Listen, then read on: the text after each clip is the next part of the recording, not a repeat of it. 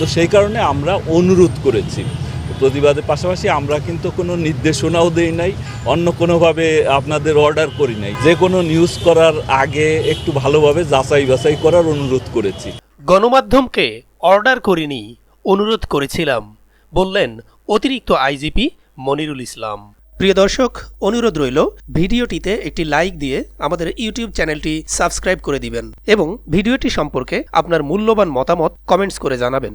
Police কর্মকর্তাদের দুর্নীতি নিয়ে গণমাধ্যমে সংবাদ প্রকাশের পর পুলিশ সার্ভিস অ্যাসোসিয়েশনের বিবৃতি নিয়ে যে আলোচনা তৈরি হয়েছে, সেই প্রেক্ষাপটে নিজেদের অবস্থান ব্যাখ্যা করেছেন সংগঠনের সভাপতি মনিরুল ইসলাম। এসবির এই অতিরিক্ত আইজির ভাষ্য, গণমাধ্যমকে কোনো নির্দেশনা বা অর্ডার তারা দেননি, যাচাই বাছাই করে সংবাদ প্রকাশের অনুরোধ করেছিলেন মাত্র। তার কারণ, গণমাধ্যমে অনেক তথ্য অতিরঞ্জিত ও খণ্ডিতভাবে এসেছে বলে তারা মনে করেছেন। হোলি আর্টিজান বেকারিতে হামলার বার্ষিকীতে সোমবার সকালে গুলশানের পুরনো থানার সামনে দীপ্ত শপথ ভাস্কর্যে ফুল দিয়ে শ্রদ্ধা জানানোর পর সাংবাদিকদের প্রশ্নের জবাব দেন তিনি। সেখানেই পুলিশ সার্ভিস অ্যাসোসিয়েশনের বিবৃতির প্রসঙ্গটি আসে।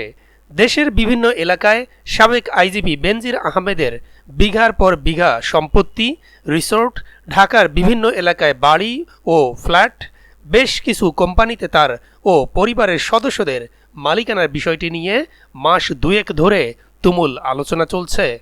আদালতের আদেশে বেনজিরের খোঁজ পাওয়া সব সম্পদ জব্দ এবং ব্যাংক হিসাব ও কোম্পানির শেয়ার অবরুদ্ধ করা হয়েছে।